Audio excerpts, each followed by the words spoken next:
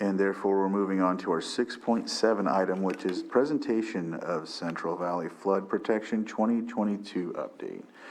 And I'm going to go ahead and pull open the memo so I can properly hand this off to Deputy Director Delagiannis. Hello, good morning, Board of Supervisors. Thank you so much for having us today. My name is Marina Lajanis, and I am the Deputy Water Resources Director for the Lake County Watershed Protection District. I am excited to be joined here with some friends from the California Department of Water Resources, and we are here today to be giving you all a presentation of the Central Valley Flood Protection Plan, also known as the CVFP 2022 update.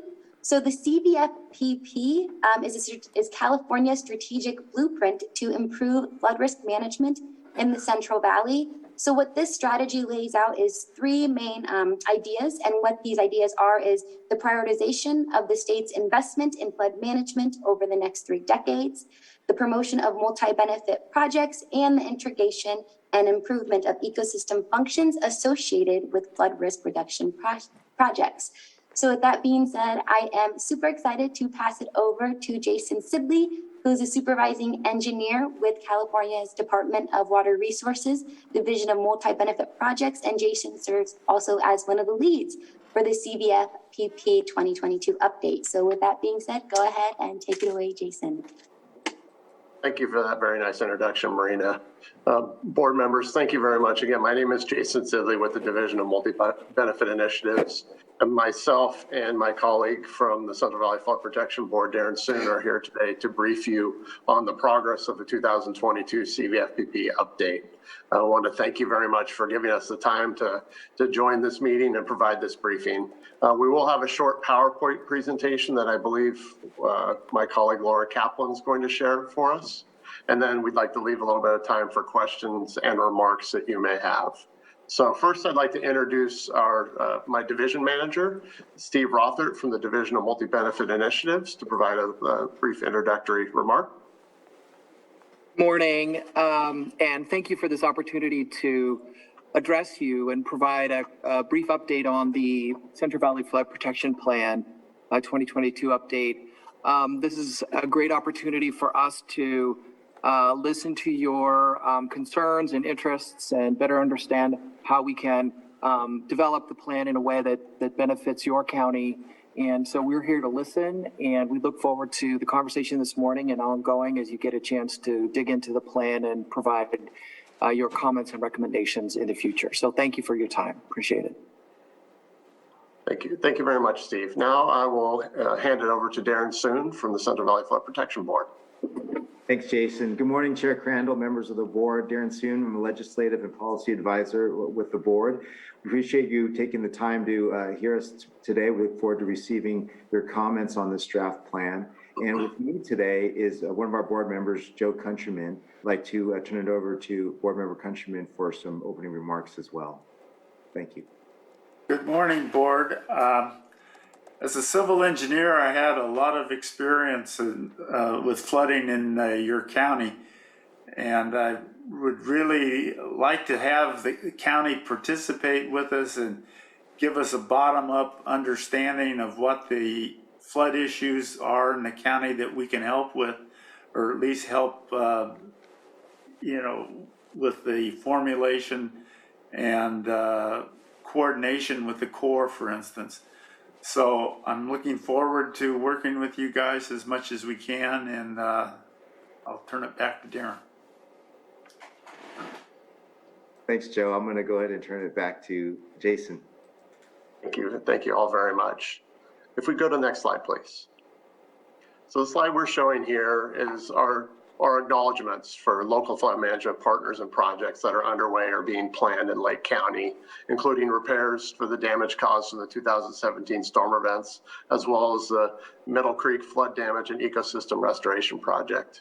As you may know, we began the flood management planning effort for the CVFPP, Central Valley Flood Protection Plan, in 2012 and have updated once since 2017. The plan was legislatively mandated as well as updates every 5 years on the 7s and 2s. So the first one was in 2017. We are currently creating the second update to the plan. Each time we do this, we've been expanding our outreach to include more partners, including more county boards of supervisors, covering a larger geographic extent with each plan for our flood management system. This time in 2022, we have conducted outreach to 15 county boards of supervisors. We are currently connecting directly with 4 counties for the first time this year, including yourselves in Lake County, as well as the boards of supervisors in Glenn, Tehama, and Stanislaus County. So it's a great opportunity for us to continue to reach out to additional counties within the region. We are glad to be here today to strengthen our partnership with you and look forward to receiving, as my division manager said, receiving your input on the CVFP this year and in the future. We would like to thank the Mid and Upper Sacramento Regional Flood Management Planning Group for encouraging us to reach out to Lake County with this round of outreach. Additionally, we'd like to thank some of your public works staff, including Scott De Leon, Marina De Legianis, and Yulia Osatroff for being so welcoming and helping us to get up to speed on flood management background and projects for Lake County as we prepare for this briefing. Next slide, please.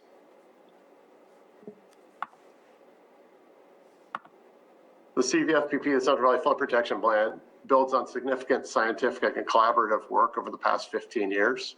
It aligns with the governor's water resiliency portfolio initiative and includes a commitment to protect and enhance natural systems.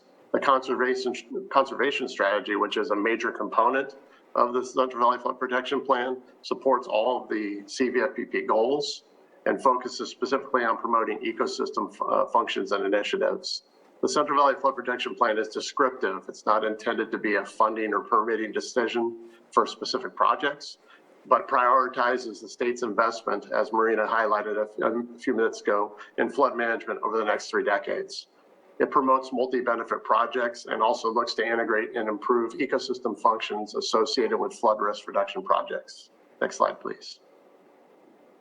The regional flood management planning groups are our primary vehicle for local regional collaboration on flood management planning that rolls up and informs the CVFPP. They started prior to the 2017 update and have continued to play a vital role in our regional planning. The RFP region that supports Lake County is the Mid and Upper Sacramento River RFP, and they have already been incorporating projects in Lake County into the state system-wide investment approach portfolio update for 2022, which is the portfolio of potential management actions that can be implemented over time to help improve the systems in the Sacramento and obviously in the San Joaquin River basins. They've also provided opportunities, challenges, and priorities into what we're calling regional priorities white papers. Each region, each of the 6 RFPs have put together white papers that have helped guide some of the recommendations and some of the policy discussions in the plan. I understand that your county staff are or will be connecting directly with that regional group also. This is one of the most important ways Lake County can plug into the broader flood management planning within the region and with the state itself. Next slide, please. As a second update to the CVFPP, the 2022 update is updating the body of work that was produced in 2017 with new information and tools. The end result of this update will be an updated investment needs and recommendations to continue implementation of the state system-wide investment approach over the next 30 years. And while the broad strategies and concepts of the state system-wide investment approach have not changed since it was conceived as part of the 2012 plan, but in the context of this iterative planning process, refinements to that vision may be made as changes happen in the flood system, and then the complex variables such as climate change are better understood in our systems. Next slide, please. This is a brief layout of the working draft. So if you're familiar with the 2017 update, it was broken into 4 chapters. We're keeping a very similar layout in 2022, with chapter 1 being that context setting piece. Kind of sets the stage for how the SSIA, the state system-wide investment approach, has been developed, a little bit of history behind the CVFPP, and then dives right into the themes that this draft will be focusing on, including innovation and adaptation to climate change, the effects of climate change, accountability of our implementation actions towards an intended set of outcomes, some performance tracking, as well as collaboration with other local and state planning and implementation efforts to provide for more effective implementation of the CVFP. Chapter 2 looks at what's been done. What's that implementation progress that's occurred over since the last update, since 2017, with regards to project implementations, partnerships that have been developed between local, state, and federal interested parties to help progress system-wide efforts. The policy issue discussion that started in 2017, an update on the progress of some of those recommendations, as well as some of the investigations and analysis that's been going on, including the technical and climate change analysis that's been undertaken, as well as the performance tracking work. Chapter 3 takes more of a forward look. What has to be updated? Still has to be updated. What are we planning to do? Kind of that big picture look at the risk priorities, the updated SSI portfolios. What are those outcomes we are trying to achieve with our planning and implementation in the system? So it gives us a broad look at those. And then chapter 4 will be that implementation chapter. How are we going to do this? What are some ways in which we can fund these efforts in a very tight money, funding situation? Additional in the public draft, what you'll see is there are going to be 2-page regional spotlights for the 6 regional flood management planning groups, 1 for each region. Those were developed in close collaboration between the regions themselves as well as the department. So you'll see those as it's kind of that regional space to provide their opportunities, challenges, and priorities. A really nice place. And then finally, we'll have what we're calling a call to action infographic. Won't necessarily be developed for the public draft, but it's something that will be developed between the board, Central Valley Flood Protection Board, and DWR with input as we move through the public process and get closer to adoption in the fall of 2022. That is when the department will produce and the Central Valley Flood Protection Board will adopt the final 2022 draft. Next slide, please. This slide shows the 8 policy issues. Well, there's 10 now, but the policy issues that are being discussed as impediments to implementation in the plan. In 2017, the 8 policy issues to the left, of the plus sign were brought forward as impediments, and recommendations were developed to help improve those policy issues and make implementation more effective. For 2022, we've added 2 policy issues, one surrounding the issues surrounding equity and flood management, as well as climate change adaptation challenges. And so we're taking a look at all 10 of those when we're providing recommendations on how we can continue to improve each of those policy issues, which will help drive implementation and make it more effective. Next slide, please. So where we are, we put a working draft out in the fall. For our interested parties, we got a lot of input from the regional flood management planning groups, as well as some other local municipalities.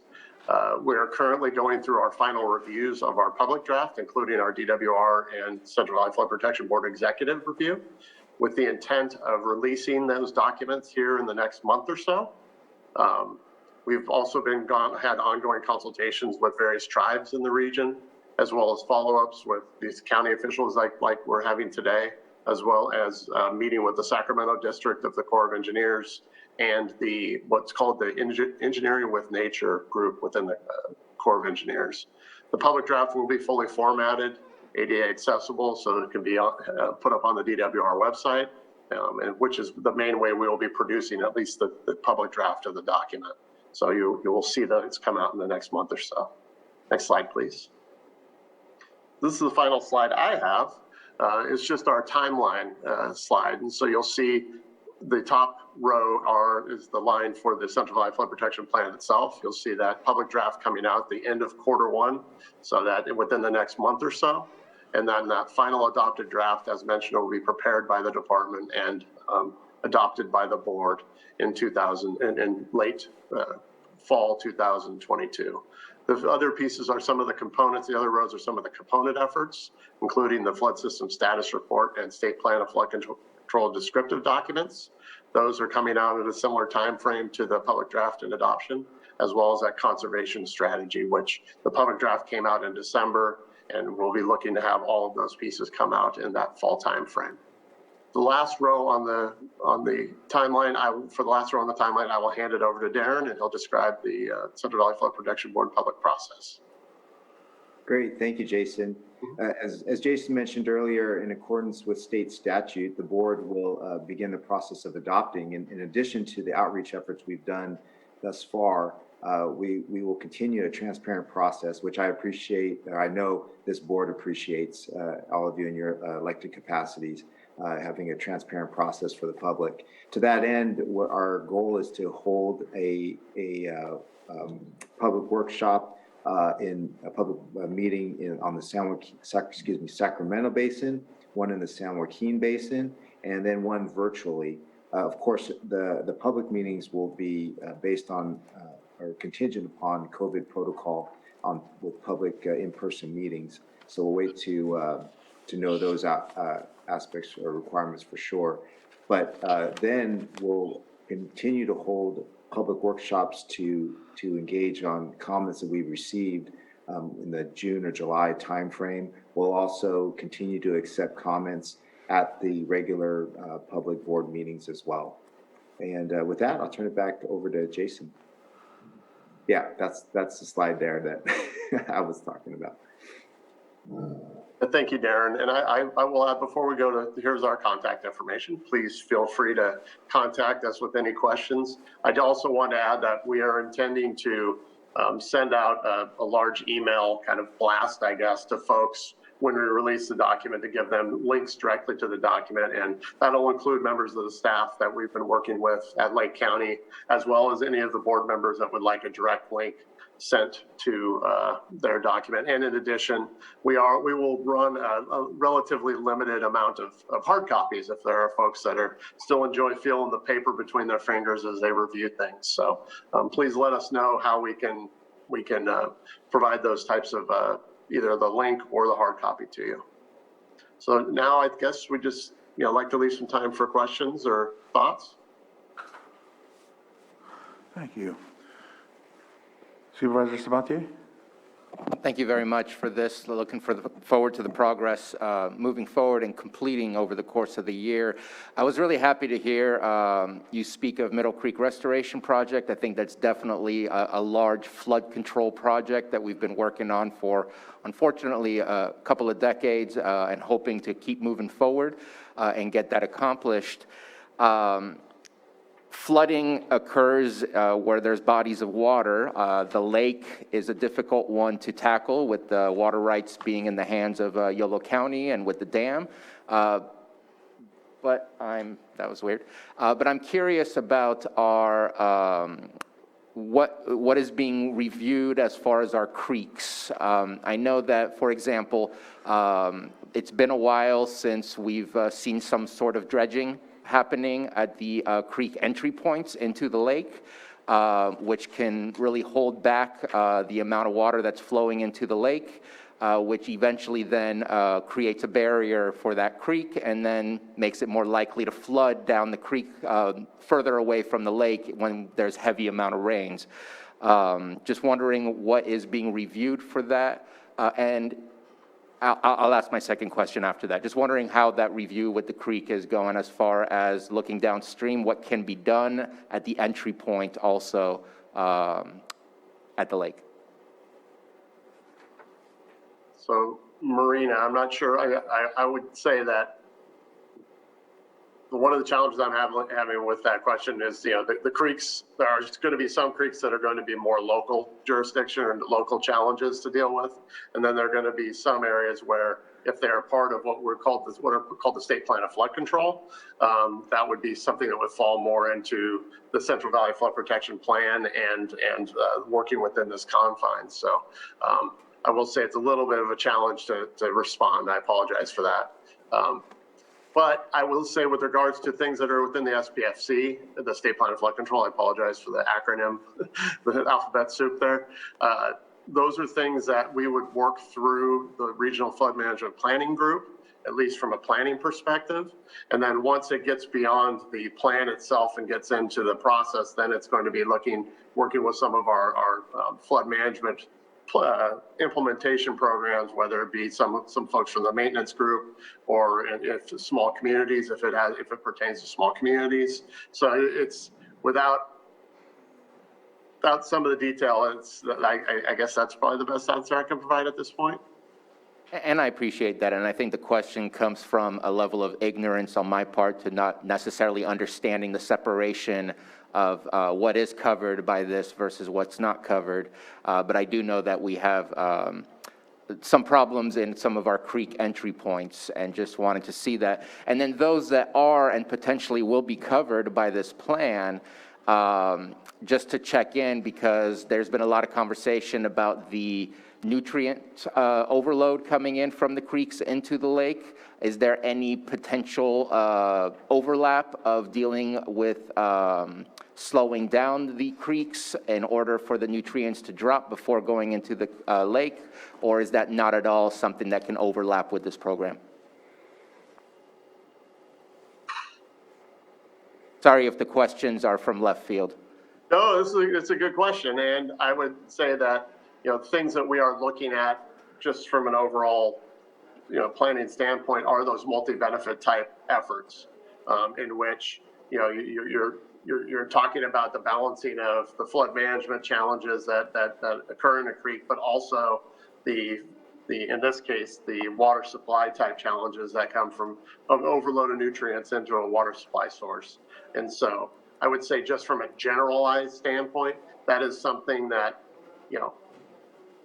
as we're working with the locals, in this case, as I mentioned, we deal mainly with the regional flood management planning groups, that would be something that they would propose potentially as a multi-benefit type project.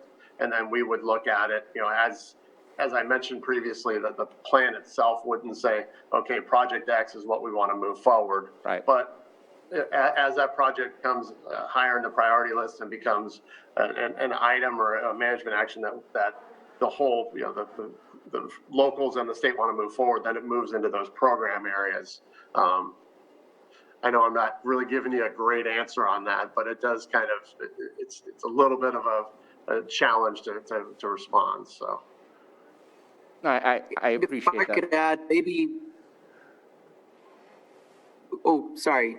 No, go I was for just it. going to add, maybe what we can do is have Jason and his team follow up with Marina after this meeting to get some more details about where some of these creeks are and where some of these water quality nutrient issues are, and see whether they would fall within the scope of the CVFPP, or in the case of the water quality, whether issue, it might be more appropriate to follow up with the State Water Resources Control Board or other avenues to try to find a solution, funding or a project or something like that. That's great. I appreciate that, and I also appreciate, Mr. Seidley, your response, saying that multiple purposes, multiple functions of the work that could potentially be done is definitely something that will be looked into during this process, and I appreciate that, because I think that fits and answers the question that I asked. My last statement is, it's both great and awkward to talk about flooding at a moment like this. I'm glad that we're discussing it prior to it happening. We should always be moving forward on protecting our communities, but it would be nice to at least be a little closer to the potential of flooding versus where we are currently. It's definitely tough to talk about when it's 75 degrees on March 1st. So. But thank you very much for this presentation. You're welcome. Thank you. Yes, and go ahead, Marina. Thank you. And if I could just add one more thing before we close out, I want to thank the state for taking the time and coming to this discussion and sharing with the community how they can get involved with this update, and just want to reassure folks we will continue with this dialogue. And then here at Water Resources at the local level, we will make sure that we have this presentation on our website, and we will also have the links to all the updates and the documents as related to the CVFPP. So thank you so much to the Board of Supervisors for allowing us to talk to you today, and thank you so much to the state for bringing us in this very important conversation. Thank you. Thank you.